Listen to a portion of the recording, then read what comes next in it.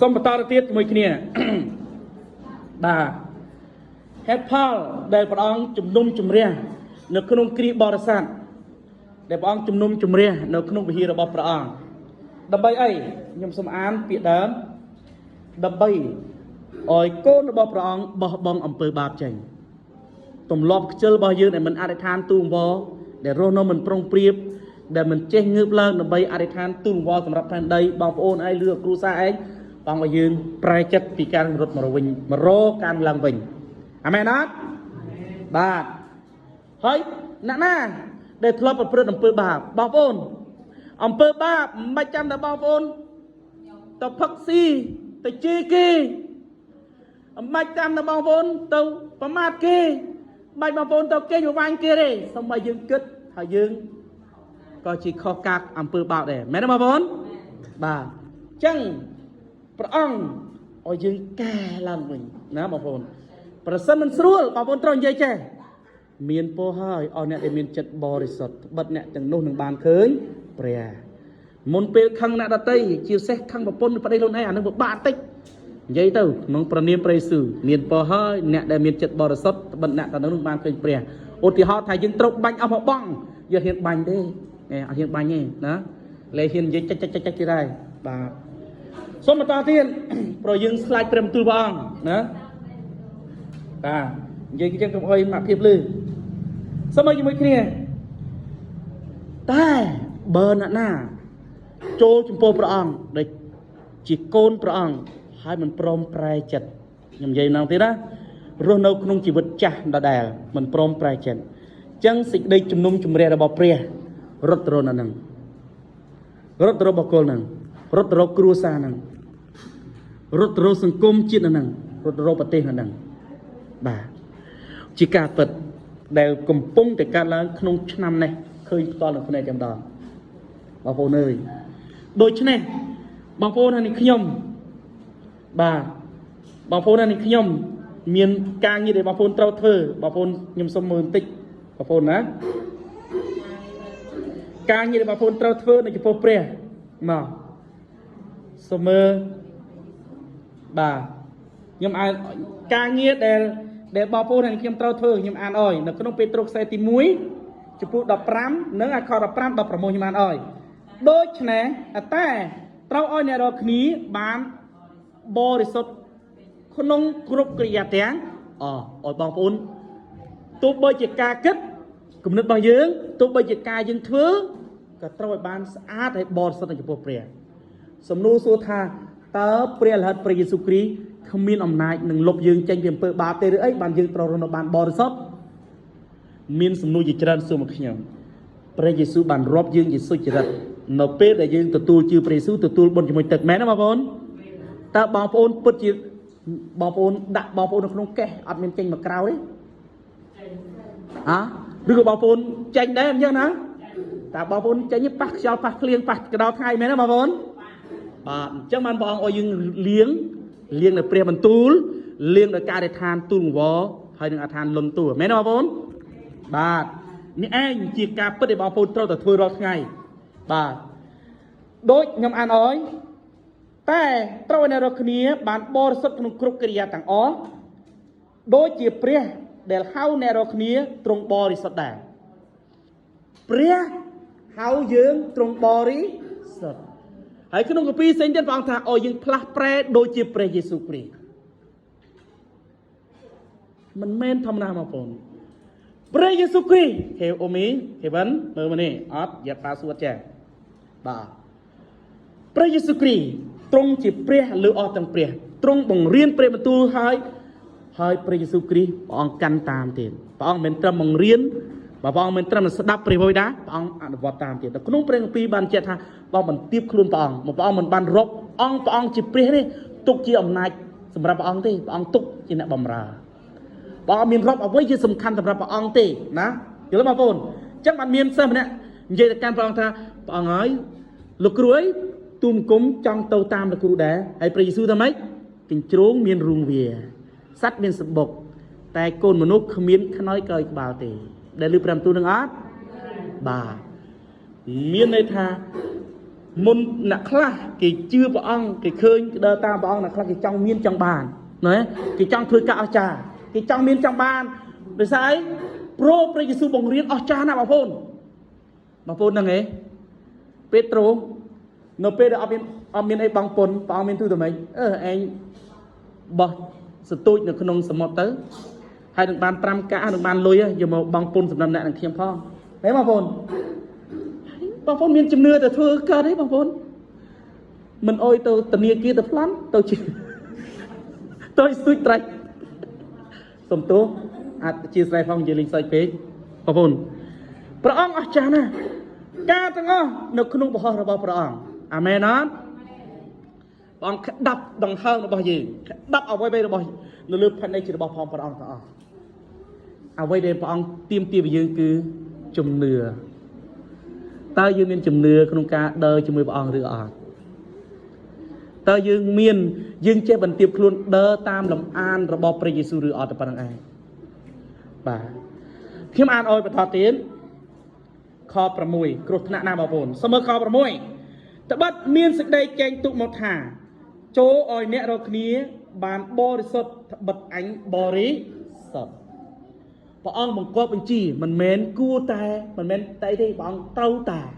ចូលបង្គាប់បញ្ជាឲ្យយើងរស់នៅកិរិយាដែលមិនល្អចេញបាទពិបាកណាស់លោកគ្រូបរិសុទ្ធមានន័យថាម៉េច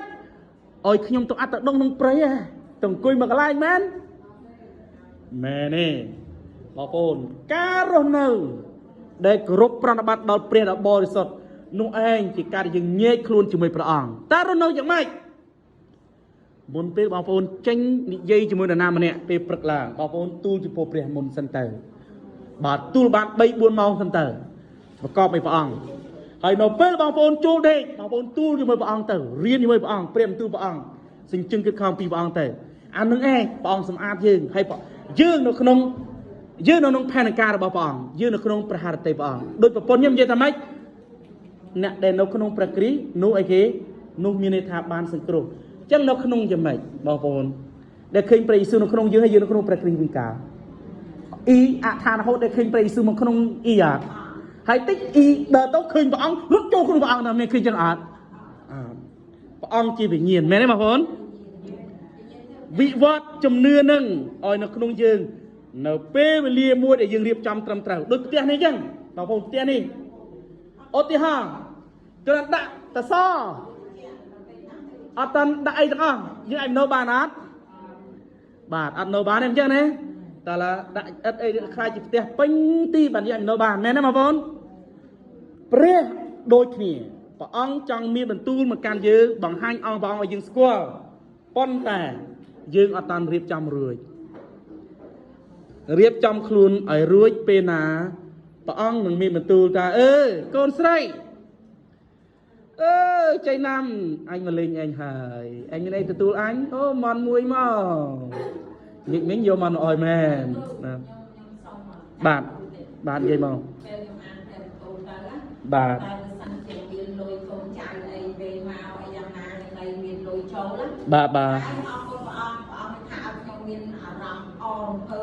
បាទអាមែនបាទអេមែនគ្រប់ទាំងការទាំងអស់គឺព្រះអង្គ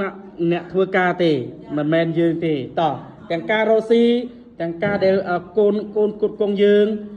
ទាំងការដែលគេដាក់រង្វាយសម្រាប់យើងអានឹងឯងគឺជាការដែលព្រះរៀបចំសម្រាប់យើងតោះទី2ទៅមើលលេខនេះព្រះអង្គសំបីតែកូនព្រះអង្គសំបីតែទេវតាក៏ព្រះអង្គមិនបណៃផងចុះត្រឡំតែយើងសូមឲ្យដល់គ្នានៅក្នុងព្រះគម្ពីរយូណាសូមឲ្យយូដាសសំទោសមិនយូដាទេជំពូក1ខ6ខ្ញុំអានជូនដល់គ្នាបាទទូទាំងពួកទេវតាដែលមិនបានរក្សាស្ថានដើមរបស់ខ្លួនគឺជាទេវតាដែលបោះបង់ចោលទីលំនៅចេញនោះទ្រង់បានឃុំទុកឲ្យគេក្នុងសេចក្តីងងឹតទាំងជាប់ចំណងអស់កលចនិចទុកសម្រាប់នឹងជំនុំជម្រះនៅថ្ងៃដ៏ធំនោះអាមែនអត់សូមបីតែទេវតាដែលធ្វើខុសទោសនឹងព្រះអង្គ ក៏ព្រះអង្គមិនលើកលែងផងចុះតម្រាំទៅយើងអ្នកខ្លាចនិយាយថាខ្ញុំជាកូនព្រះយេស៊ូវអូយអត់មានជំងឺបៀតបៀនទេអូខ្ញុំជាកូនព្រះយេស៊ូវណែព្រះគង់ខ្ញុំណាប៉ុន្តែរស់នៅដូចលោកីចឹងណាការដែលយើងរស់នៅដូចលោកីការដែលយើងរស់នៅមិនរក្សាសន្តានដើមរបស់ខ្លួនបងប្អូន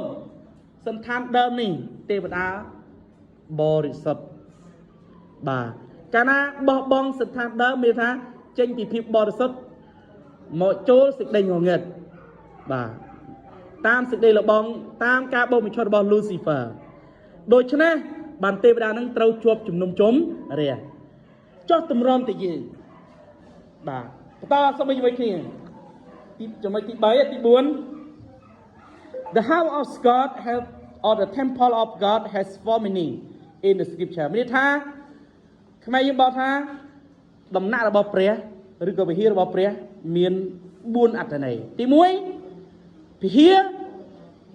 រគឺណាគឺនៅក្រុងយេរូសាឡិមបងប្អូនអាចមើលជាមួយគ្នាវិហារនៅក្រុងយេរូសាឡិមនៅក្នុងព្រះគម្ពីរម៉ាថាយជំពូក21ពីណាគេមានពតវ័យអធិរាខ្ញុំតិចមកខ12ខ្ញុំអានឲ្យបងប្អូនសូមមើលជាមួយគ្នាព្រះយេស៊ូវយាងចូលក្នុងព្រះវិហារបាទវិហារនឹងណានៅក្រុងយេរូសាឡិមទី2ព្រះវិហារព្រះអង្គគឺនៅឋានសួគ៌បាទសូមមើលនៅក្នុងព្រះវិហារវិរុណៈចំពោះ3បងទៅសេទៅទី2វិរុណៈនៅនគរឋានសំទោវិរុណៈក្នុងព្រះឋានសួគ៌ព្រះវិហារទី2គឺនៅឋានសួគ៌នៅក្នុងព្រះគម្ពីរវិរុណៈចំពោះ3ខ12ខ្ញុំអានអើយអរគុណទៅសេលឿនចោះបាទអ្នកណាដែលឈ្នះនោះអញនឹងអោយនោះធ្វើជាសសរទ្រូងក្នុងព្រះវិហារនៃព្រះសំទោព្រះវិហារនៅក្នុងវិហារព្រះរបស់អញព្រះវិហាររបស់ព្រះអង្គនៅណានៅឋានសួគ៌អូខេទី3ព្រះយេស៊ូវមានបន្ទូលព្រះវិហារនោះគឺនៅអង្គព្រះអង្គព្រះយេស៊ូវព្រះអង្គមានបន្ទូលនៅក្នុងអង្គព្រះយេស៊ូវដែរណានៅក្នុងព្រះគម្ពីរយ៉ូហានចំពោះ2ខ19ដល់21ខ្ញុំអានអើយបងប្អូនមើលយ៉ូហានចំពោះ2ខ19 21ខ្ញុំអានជូនបងប្អូនព្រះយេស៊ូវឆ្លើយទៅគេថាចូលបំផ្លាញព្រះវិហារនេះចុះរួចនៅគ្រវៀង3ថ្ងៃខ្ញុំនឹងសង់ឡើងវិញខ20ដូច្នេះពួកសាសយូដាទូលថាគេសង់វិហារនេះពេញ46ឆ្នាំគត់តែលោកនឹងសង់ឡើងវិញក្នុងរវាង3ថ្ងៃទេខ21បញ្ចប់ប៉ុន្តែគឺទ្រង់មានបន្ទូលពីវិហារគឺរូបអង្គទ្រង់ទេឃើញអត់បងប្អូន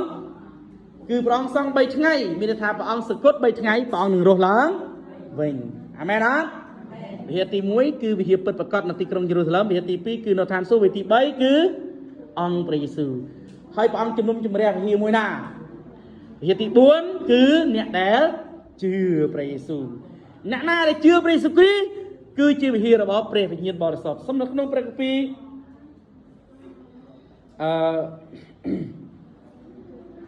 ប្រវេទទី4កូរិនថូសខ្សែទី1បាទកូរិនថូសខ្សែទី1បាទចំពោះ3ខ16បងប្អូនមើលជាមួយគ្នាស្មើកូរិនថូសខ្សែទី1ចំពោះ3ខ16តើអ្នករាល់គ្នាមិនដឹងអីទិរេថាខ្លួនអ្នករាល់គ្នាជាព្រះវិហារនៃព្រះហើយថាព្រះវិញ្ញាណនៃព្រះទ្រង់ស្ថិតក្នុងអ្នករាល់គ្នាព្រះអង្គជំនុំជម្រះដំណាក់ព្រះអង្គគឺ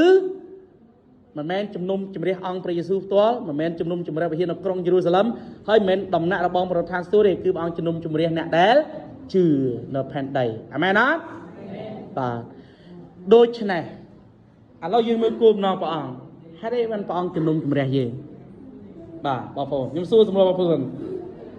ហេតុអីបានជាព្រះអង្គជំនុំជម្រះយើងបាទ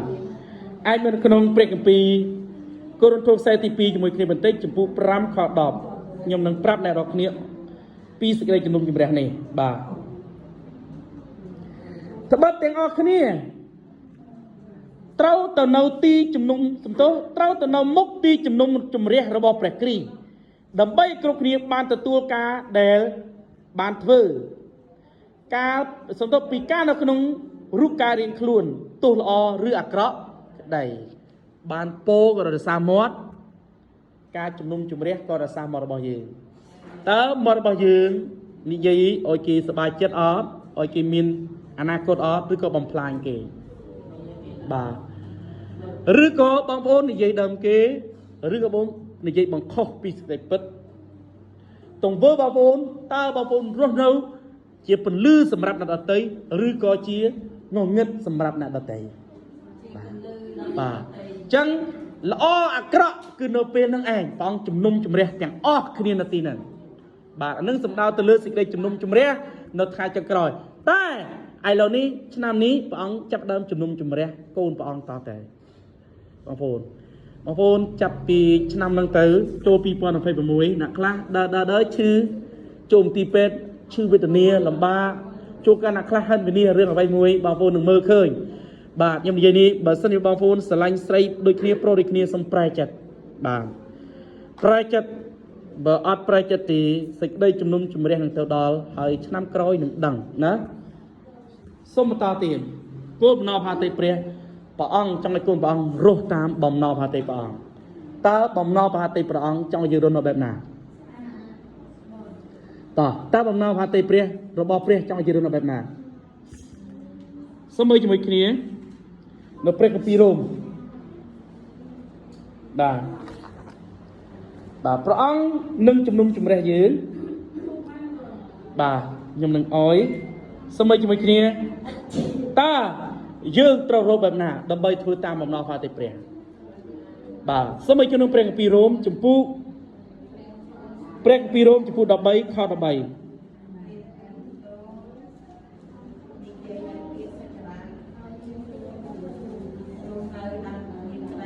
បាទសូមមើលជាមួយគ្នាតើព្រះគម្ពីររ៉ូមចំពោះ13ខ13ត្រូវឲ្យយើងដើរតាមគួរក៏បីដូចជាដើរនៅពេលថ្ងៃមិនមែនដើរដូចជាស៊ីផឹកលេងល្បែងឬមានស្រីញីឬដោយឆ្លោះប្រកែកនឹងឈ្នានេះនោះឡើយយល់បានទេបងប្អូនចឹងព្រះអង្គឲ្យយើងជៀសពីការហ្នឹងជៀសពីការអីជៀសពីគេការស៊ីផឹកលេងល្បែងស្រីញីឬក៏ឆ្លោះគ្នាហ្នឹងព្រះអង្គឲ្យយើងកូនរបស់ព្រះគ្រីស្ទដំណាក់របស់ព្រះគ្រីស្ទឈប់ទៅឆ្លោះគ្នាប្តីប្រពន្ធឆ្លោះតែមួយថ្ងៃបានហើយកុំដល់2-3ថ្ងៃអីណា1ម៉ោងក៏បានដែរកុំឲ្យថ្ងៃលេខទាន់ណាបាទខ្ញុំសុំអាភិបសុំ1ម៉ោងអីខ្ញុំសុំតែ5នាទីបានណានិយាយគ្នាឲ្យទៅសុំទោះបីគេដាក់ប្រមាណកញ្ញក៏ទៅដែរណាខ្លាចខុសព្រះទូលព្រះមែនអត់បាទនិយាយចឹងតិចជាមុំសบายចិត្តទៅយកទៅវិញអនុវត្តរត់ណាអញ្ចឹងហ៎អូល្អណាស់ហ្នឹងហើយបាទខ្ញុំបាច់ថ្ងៃលេខតនទេតាខឹងហើយហ្នឹងតា3នាទីក្រោយទៅដែរអូនមកសុំទុំចាំតែកញ្ញទៅបាទតាសុំមួយគ្នានិយាយចឹងកុំឲ្យគាត់លឺប្រវោថែមទៀតបាទសុំមួយគ្នាតាសុំបន្តទៀតសុំបន្តទៀតបាទហេតុផលឲ្យយើងដើរតាមហេតុនៃផ្ទៃនៃព្រះយើងត្រូវជៀសពីការហ្នឹងណាបើបងប្អូនមានកូនចៅដែលជឿហើយតែមិនរស់តាមរបៀបរបស់ព្រះអង្គត្រូវបដៅវាអត់អូប៊ីស៊ីផឹកក្នុងផ្ទះអត់អូប៊ីចាក់ការ៉ាអូខេតម្លង់ហើយយើងរស់នៅហើយយើងស្របកាលណាយើងស្របឲ្យកូនយើងធ្វើតាមនឹងយើងក៏ដូចវាដែរយល់ទេបងប្អូនកុំតែខ្ញុំជឿព្រះតែឯងកូនមិនជឿដែរតែវាធ្វើម៉េចឲ្យវានៅលោកគេសុបាយហើយឪពុកចេះអង្គុយមើលកូនអញ្ចឹងទៅណូកុំមកសោះណាអត់ចឹងទេបងប្អូនត្រូវរស់នៅព្រោះព្រះអង្គជំនុំជម្រះយើងបាទសូមបន្តទៅទៀតបាទសូមមើលកន្លែងនេះ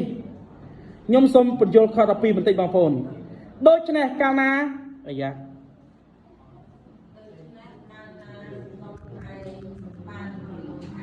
អូខេតោះដូច្នេះកាលណាកំផែងបានរលំហើយនោះតើគួរមិនគួរសួរឯងរាល់គ្នាទេឬអីថាល្បប់ដែលឯងរាល់គ្នាបានបូកនោះតើនៅឯណាអញមិនចឹងវិញអូព្រេងកាពីនេះគឺព្រេងកាពីនេះសោះវាកាំងទូរស័ព្ទបងប្អូនណាក្នុង Facebook សូមអនុញ្ញាតអបទោសខ្ញុំផងនេះកាំងទូរស័ព្ទទេខ្ញុំអាននេះគឺហេព្រិលប៉ុន្តែក៏រត់ទៅអេសេគៀលបាទខ្ញុំសូមអភ័យទោសផងបាទចំពោះ13ខ12ខ្ញុំអានអោយ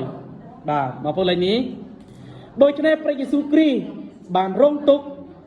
បាទបានរងទុក្ខខាងក្រៅទ្វារក្រុងដែរដើម្បីនឹងញែកប្រជាជនឲ្យបានបរិសុទ្ធដោយសារព្រះលោហិតនៃព្រះនៃទ្រង់នៃអង្គទ្រង់បងប្អូនព្រះយេស៊ូវញែកយើងជាបរិសុទ្ធតាមរយៈព្រះលោហិតរបស់ព្រះអង្គប៉ុន្តែកូនព្រះអង្គឃ្លាននឹងប្រព្រឹត្តអំពើបាបញៀននឹងប្រព្រឹត្តអំពើបាបរស់នៅដោយលោកីហើយប្រកាសថាខ្ញុំបានសង្គ្រោះហើយត្រូវអត់ស្រាប់ហត្ថីព្រះអត់ព្រោះនគរព្រះគឺសុចរិតហើយបរិសុទ្ធមិនស្មោកគ្រោកពីលាវ៉ាសេទេមែនទេបងប្អូនបាទសូមអភ័យទោសផងនិយាយពិតបាទនិយាយការពិតចឹងឯងណាបាទខ14សុំទោសនិយាយហើយលេងចង់ស្អីលោកនេះវិញទេបាទសូមអភ័យទោសបាទនៅក្នុងខ14ត្បិតស្ថាននេះយើងរាល់គ្នាគ្មានទីក្រុងណាដែលស្ថិតនៅជាប់ជានិច្ចទេតែយើងកំពុងតែស្វែងរកទីក្រុងដែលត្រូវមកទីក្រុងដែលត្រូវមកទីក្រុងយេរូសាឡឹមថ្មីគឺមានន័យថាឋានសួគ៌ដែលត្រូវចូលមកដែលយើងកំពុងតែដេញតាមរាល់ថ្ងៃនេះគឺឋានសួគ៌ថ្មីផ្ទៃមេឃថ្មីផែនដីថ្មីដែលចុះពីឋានសួគ៌មកអាមែនអត់ផែនដីនេះដែលយើងស្រឡាញ់វានឹងបាត់ទៅតែឋានសួគ៌ក្រុងថ្មីដែលព្រះអង្គនឹងប្រទានមកពីឋានសួគ៌មកគឺអត់បាត់ទេនៅគង់វងអស់កាលទីតទៀងទៅអាមែនអត់នេះឯងជាបំណងបាទេព្រះឲ្យយើងរស់នៅឲ្យដេញតាមសេចក្តីបរិសុទ្ធរបស់ព្រះអង្គបាទខ្ញុំសូមអានខ25កលេចដែលសំខាន់សំគោខ15រ៉ូមជំពូក8ខ15ដូច្នេះត្រូវឲ្យយើងរាល់គ្នាថ្វាយពាក្យសរសើរដោយសារទ្រង់សរសើរដោយសារទ្រង់ទុកជាគ្រឿងបូជាដល់ព្រះជានិច្ចជាផលដំបូងនៃបបោមាត់ដែលថ្លែងឲ្យគេប្រាប់ពីព្រះនាមទ្រង់យល់បងប្អូនបាទហាឡេលូយ៉ាខ្ញុំកំពុងតែរកកាពីមួយថាព្រះអង្គឲ្យយើងបំពាក់គ្រឿងសឹកនៃពន្លឺណាក្នុងខណាមកភៀមតើទេបាទឲ្យពាក់គ្រឿងសឹកនៃពន្លឺបាទខ្ញុំខ្ញុំអានដល់ខ12អត់ប៉ះសោះអូឃើញអត់តាបាទមកណាទៅ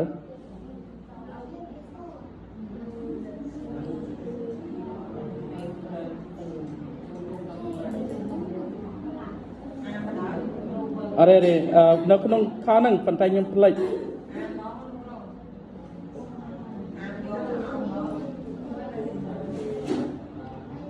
បាទនៅក្នុងខហ្នឹងដែរក្នុងចំពោះហ្នឹងដែរប៉ុន្តែព្រះអង្គមានទូថាថ្ងៃរះហើយភ្លឺហើយចូលយើងងើបមកឲ្យយើងអីគេពាក់គ្រឿងសឹកនៃពន្លឺពាក់គ្រឿងសឹកនៃពន្លឺនេះព្រះអង្គចង់ឲ្យយើងរស់នៅញែកជាបរិសុទ្ធសម្រាប់ព្រះអង្គអាមែនអត់បាទនៅក្នុងចំពោះ13នឹងឯងបងប្អូនអាចមើលទៅខ្ញុំអត់មើលឲ្យបានទេព្រោះពេលវេលានេះវាខើចណាដូច្នេះបងប្អូនហើយនឹងខ្ញុំត្រូវតែរស់នៅពាក់គ្រឿងសឹកនៃពន្លឺដើម្បីឲ្យយើងបានអីគេបរិសុទ្ធនៅចំពោះព្រះអង្គឥតស្លាកស្នាមឥតជ្រួញខំបានខ4ហ៎បាទអូរកឃើញហើយបុគ្គលិកខ្ញុំតាខ្ញុំអានអោយបងប្អូនអូខេអីយ៉ាវិវាហមង្គលឯណាទៀតប្រសើរជាណាទៀតហើយអូខេវិរុទ្ធបាទវិរុទ្ធបងប្អូនណាខ្ញុំអានអោយខ4វិវាហមង្គលជាការប្រសើរគ្រប់គ្នាហើយរួមដំណេកនោះជាការឥតសមងដែរតែព្រះទ្រង់ជំនុំជម្រះមនុស្សកំផិត